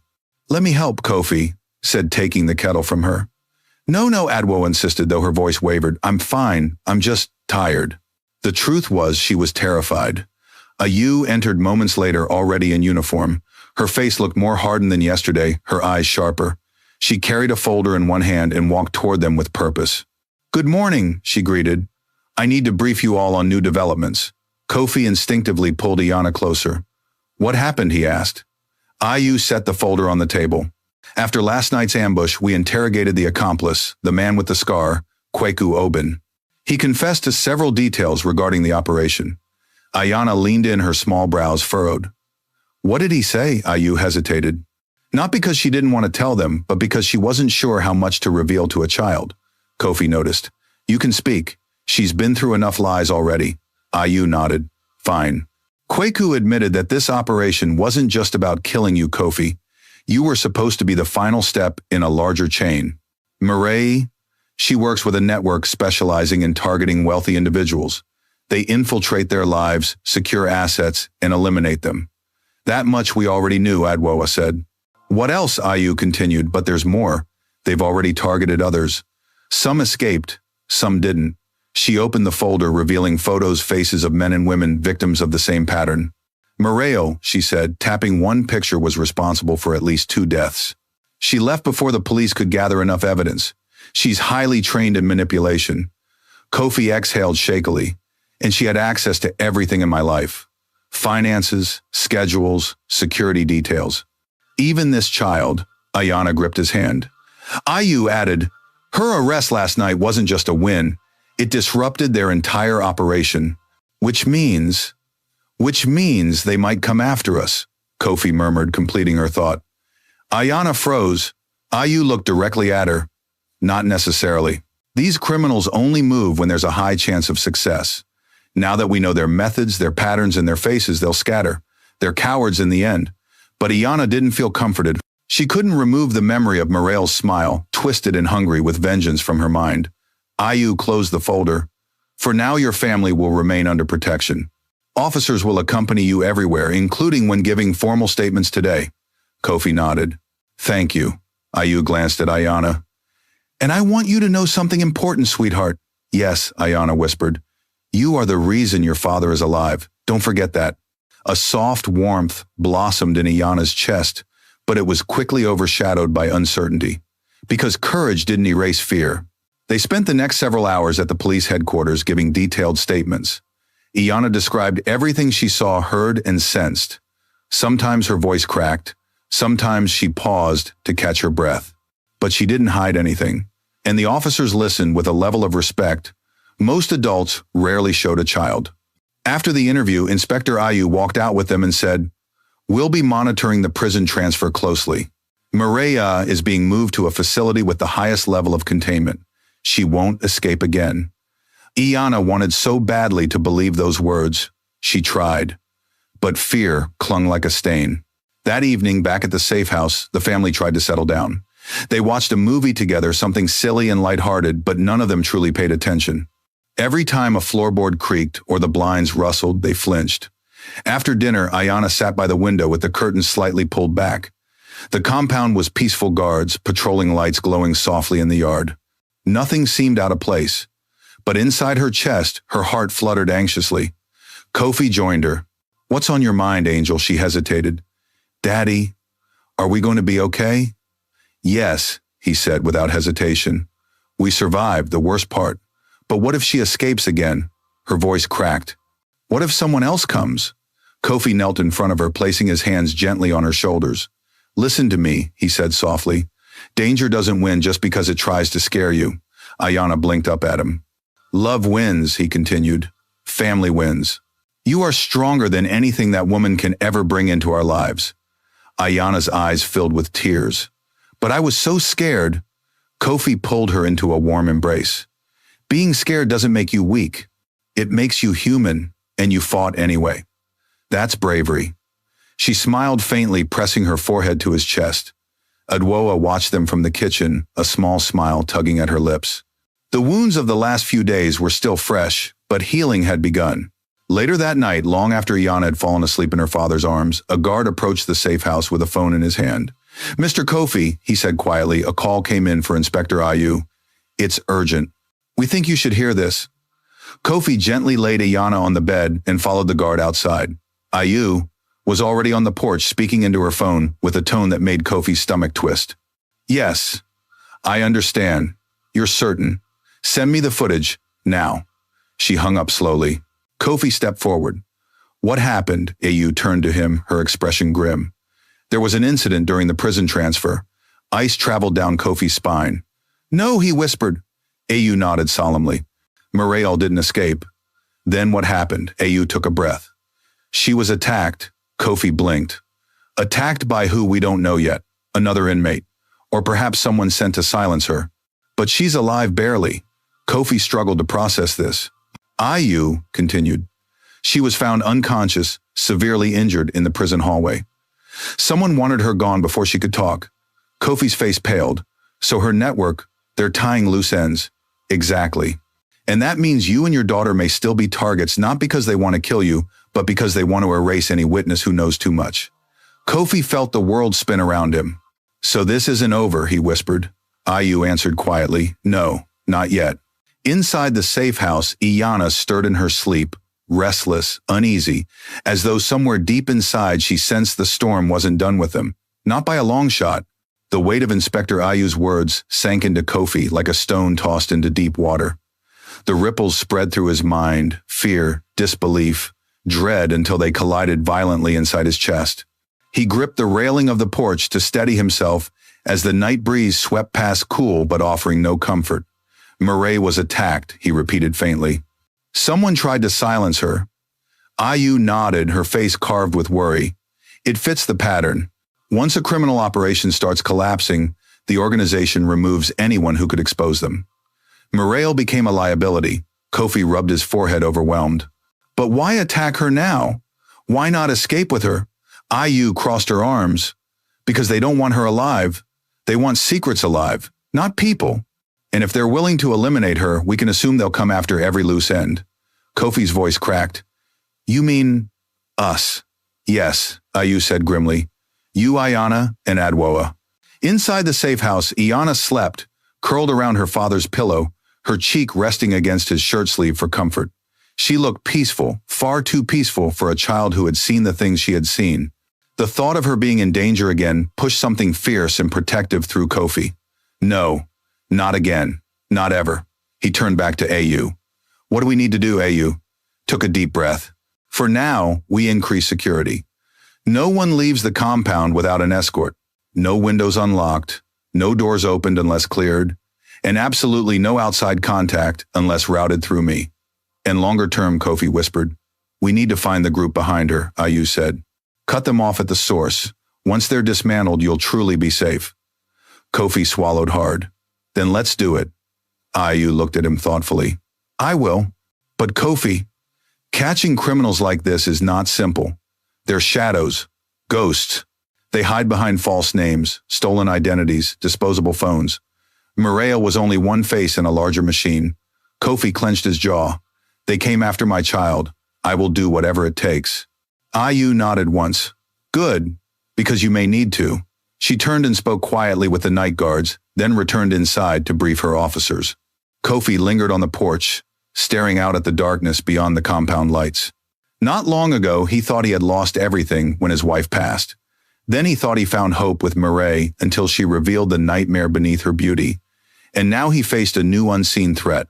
He whispered into the night, "I won't let anyone take her." Not again. Inside the safe house, the tension returned like a thick fog. Adwo sat on the couch, hands clasped, eyes fixed on the wall as she absorbed the news. "So even with her behind bars, we aren't safe." Ayu shook her head. "Not yet, but we're getting closer." "How badly is she injured?" Adwoa asked. Serious, Ayu replied. "Multiple fractures, internal bleeding. She was taken to a secure prison hospital. She'll survive, but she won't be moving anytime soon." "So she can't come after the child?" Adwo pressed. "No," Ayu said, "but others might." Iana's door was slightly ajar. She hadn't woken yet, but the adults lowered their voices anyway. Ayu continued. We need to assume they know Maid failed, and criminals don't tolerate failure. Kofi sat heavily on the armchair. Why us? Why continue? If Maid can't talk, if she's as good as useless now, why still target us? Ayu leaned forward. Because they don't know what she told you. They don't know what Iana overheard. They don't know what evidence we've collected. Loose ends get tied. A chill rippled through the room. Kofi whispered. Then what's our next step? Ayu answered simply. We go on offense. Everyone stared at her. She explained, until now we've been defending, running, hiding, surviving. But criminals like this thrive in the shadows. If we want them gone, we have to drag them out, Howard asked. Ayu pulled out a small USB drive. This contains Maid's journal scans and encrypted data we found on her phone. Names, meeting spots, transfer logs. It's incomplete, but it's a start. And you think you can track them, Kofi asked. With digital forensics, yes, Ayu replied. But we need someone who knows the criminal world to help decipher connections, Kofi asked. He's talking, Ayu said. Slowly, painfully. But he's too scared of the group to reveal everything at once. The moment she said scared, Iana's bedroom door creaked open. She stood there hugging her pillow, eyes wide and frightened. Daddy, why are you talking about that man? She whispered. Kofi rushed to her, lifting her into his arms. Angel, you should be sleeping. I heard shouting, she murmured, and talking, and her name. Ayu kneeled, so she was level with the girl. Sweetheart, nothing is happening right now. You're still safe. Is she coming? Iana whispered, voice quivering. No, Ayu said firmly. Are other bad people coming? She asked. Ayu hesitated just for a second, but that second was enough for Iana to understand. They are, she whispered. Kofi hugged her tightly. Angel, I won't let anything happen to you. Promise, she asked, one tear sliding down her cheek. I promise with my life, Kofi said. And I promise with mine, Adwoa added, taking Ayana's hand. And I promise with my badge, Ayu said quietly. For a moment, the child was surrounded by a circle of protection, love, family, and law enforcement. It helped, but only a little. Because fear doesn't vanish with words, but courage doesn't vanish either. Later that night, after the compound settled into a restless quiet, Iana sat beside her window again. She gazed at the stars, the same stars she used to watch with her mother when she was little. Mama used to tell her that stars were reminders that light could still exist in darkness. Now, Iana clung to that memory harder than ever. Kofi entered the room and sat beside her on the floor. Can't sleep. She shook her head. I'm scared to close my eyes. What if they come when I'm sleeping? Kofi placed an arm around her shoulders. If danger comes, you won't face it alone. She leaned against him. Daddy, why do people become so bad? He thought for a long moment. Some people lose their way. Some choose greed. Some choose darkness because they think it will make them powerful. But none of that is stronger than what we have. Love, she whispered. Yes, he said softly. Love, truth, family. Those are your weapons. Iana took a deep breath, her heart steadier now. Daddy, she whispered, I want to help. Kofi smiled sadly. You've helped enough for a lifetime. But I'm not done, Iana insisted. If there are bad people out there, we have to find them before they find us. Kofi blinked, surprised by the fierce determination in her voice. You're 9, he said gently. I'm 9, she agreed. But I'm also your daughter. And Mommy always said, our family is stronger when we stand together. Those words pierced Kofi's heart. He closed his eyes, remembering his wife's voice, her wisdom, her strength. You're just like her, he whispered. Iana smiled through lingering tears. Then she looked out the window at the glowing lights of the compound and said something that made Kofi's breath catch. If they're hunting us, then maybe it's time we stop running.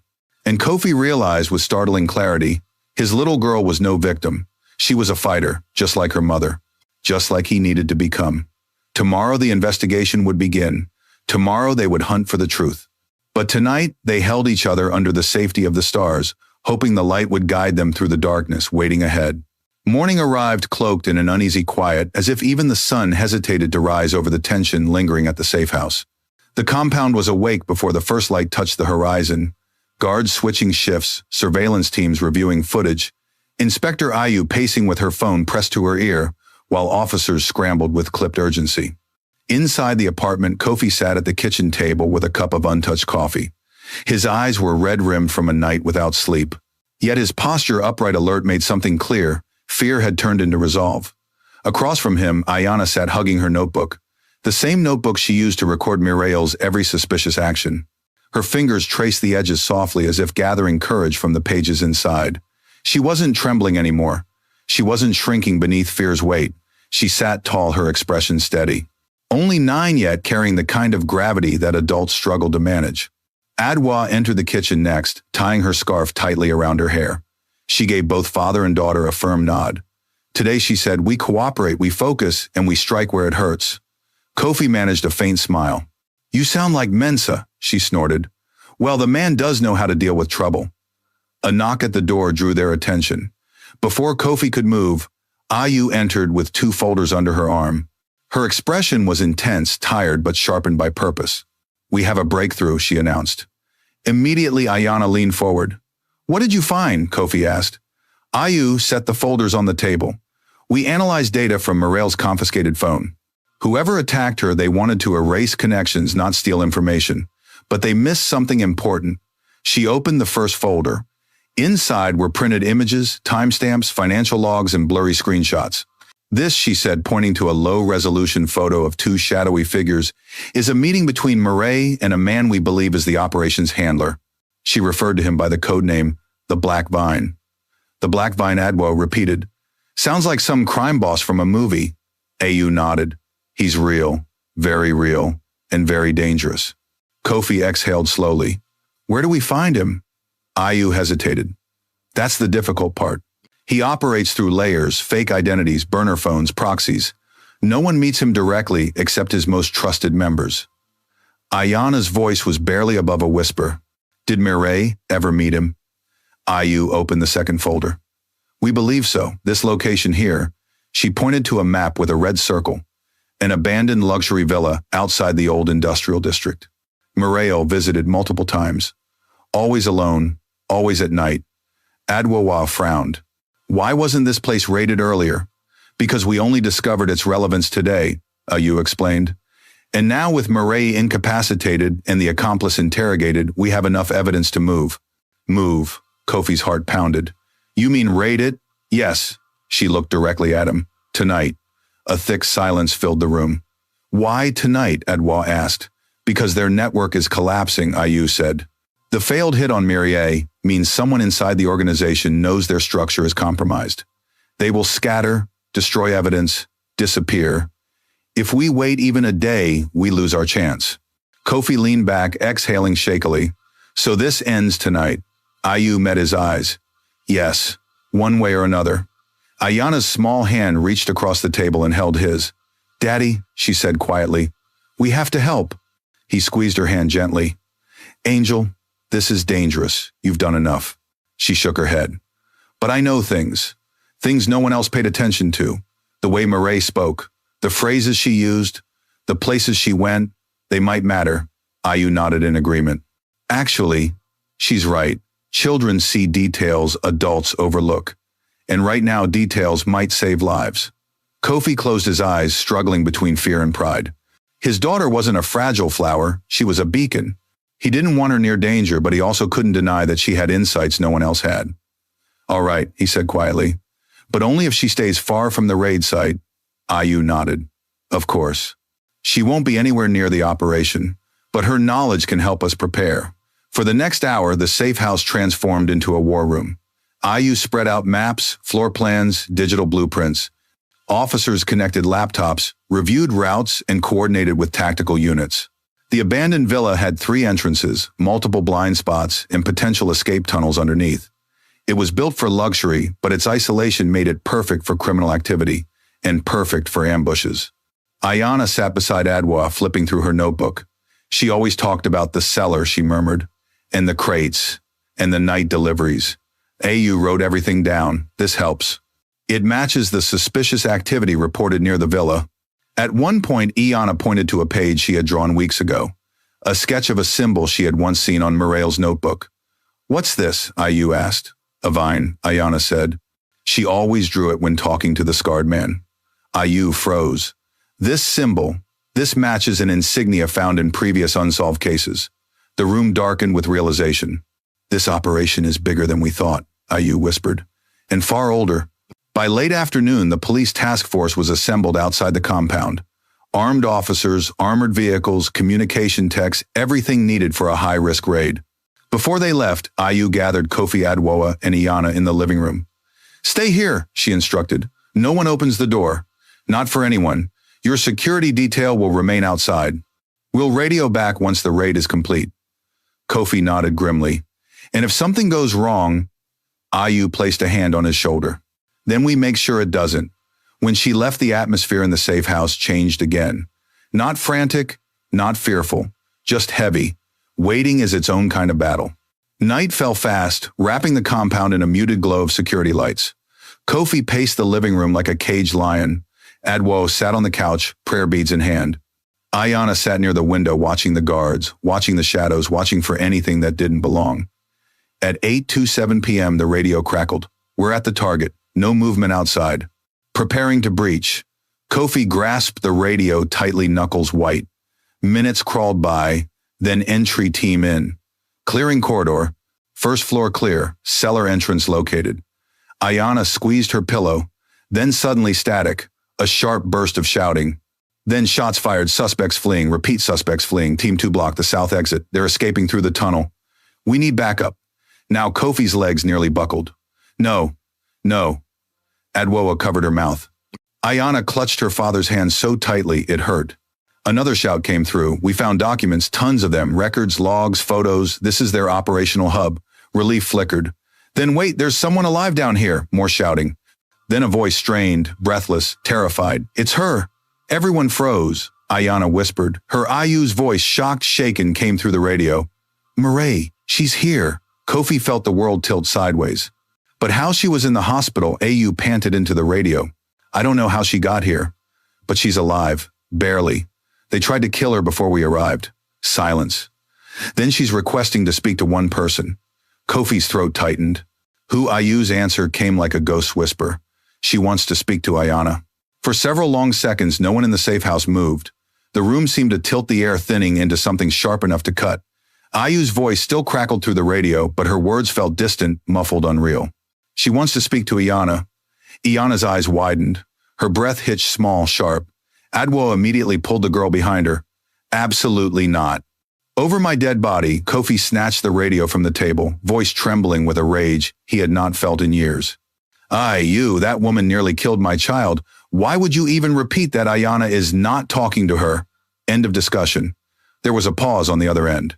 When Ayu spoke again, her voice carried a weight, suggesting she had expected such a reaction. "Kofi, listen. I would never allow a child to be placed in danger. But this situation is not what it seems." "What does that mean?" Kofi demanded. Another pause. "She's dying." Silence collapsed over the room, heavier than before. "She lost a lot of blood before we arrived," Ayu continued. "Multiple stab wounds done by her own allies. They wanted her silenced.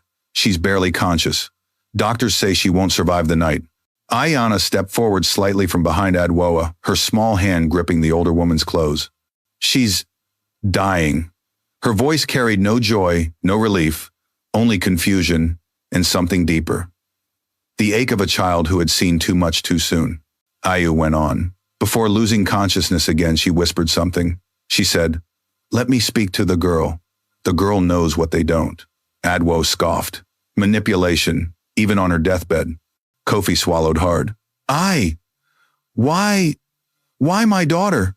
She didn't explain, Ayu said, but she refused to speak to anyone else.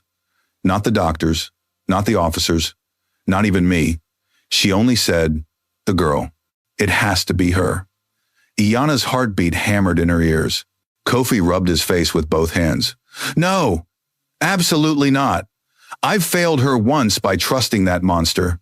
I will not let her anywhere near Iana again, not even with her last breath. Kofi, no." His voice was fierce, raw. "End this conversation." Ayu exhaled slowly. "I understand. But what if she knows something important? Something that helps us stop the rest of the network? Something only Iana can confirm." Adwa slammed her palm on the table. "No. She almost took this child's life. You think we care about that network more than her safety?" Iana had been quiet all this time, but now she spoke, her voice trembling yet surprisingly steady. "Daddy!" Kofi turned instantly. No, Angel, you don't even need to finish that sentence. But maybe, tears gathered in her eyes, maybe she wants to tell me something important, something only I can understand. Kofi knelt in front of her, gripping her shoulders. You don't owe her anything, Iana.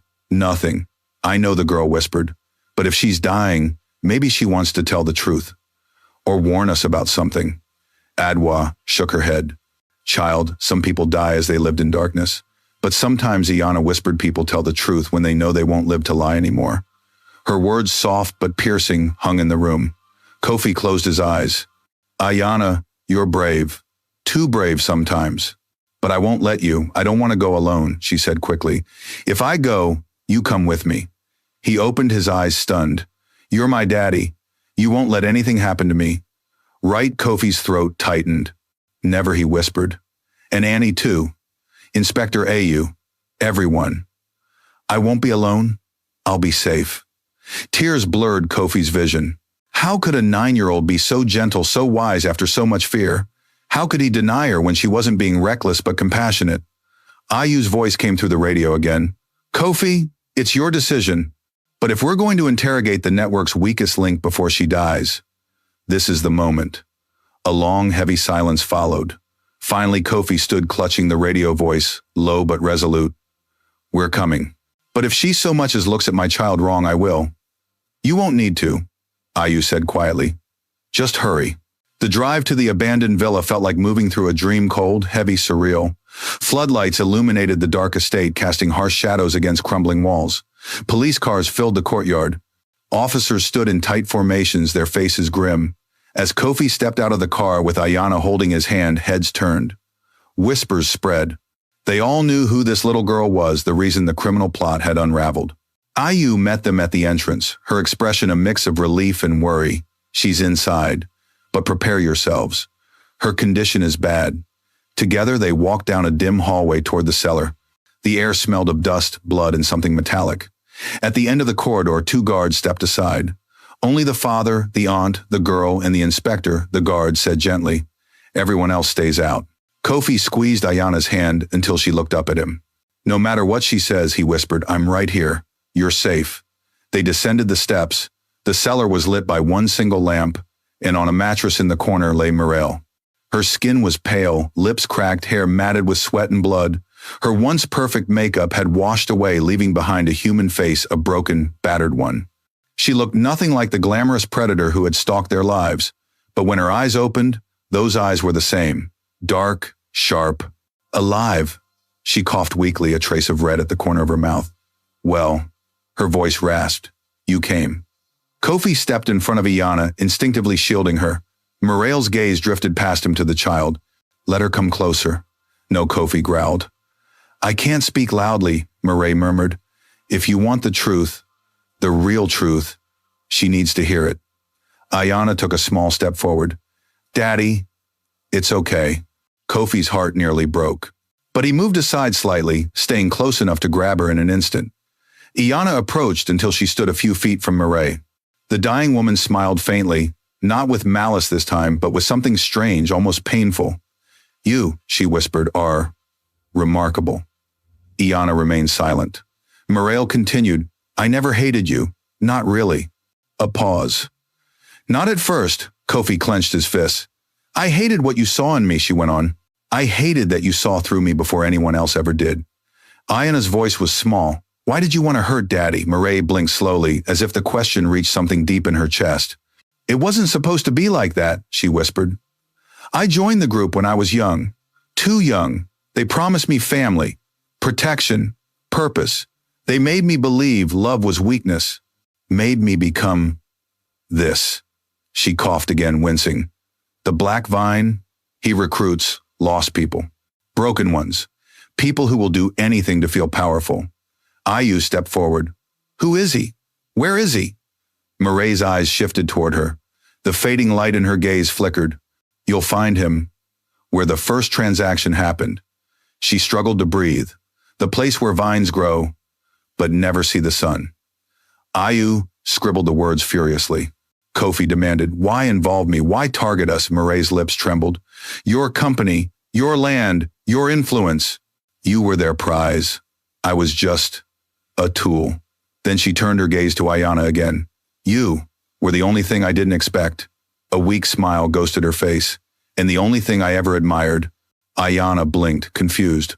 Why me? Because you fought, Moreo whispered. Because you refused to let fear silence you. I never had that courage. Her eyes glistened. Kofi's breath halted. You're nothing like me, Moreo said softly. You still have light. Ayanna felt tears rise, not out of sympathy, but out of the strange sadness of seeing someone collapse under the weight of their own ruin. Moreo exhaled shakily. I have one last thing to say. Everyone leaned in slightly. She looked directly at Ayanna. Don't let the darkness that touched me ever touch you. Protect your father, protect yourself, and trust your instincts. Her voice quivered. They will save your life one day. Ayanna swallowed. Moreo. The dying woman managed a final whisper. Goodbye, little lion. Then her eyes closed. A final breath escaped her cracked lips. And Moreo, the woman who tried to destroy them, the woman who haunted their nightmares, was gone. A silence heavy as iron filled the room.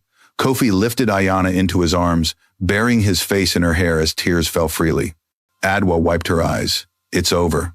But Ayu shook her head slowly. No, she murmured. This chapter is over. But the story she left behind is just beginning.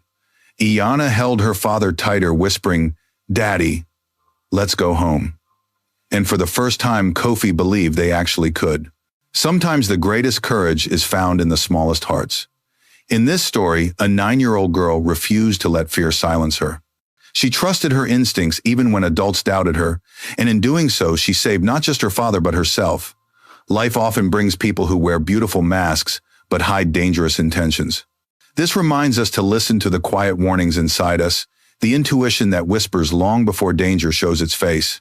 It teaches us that love and truth are stronger than manipulation, and that even broken people can choose a different path in their final moments.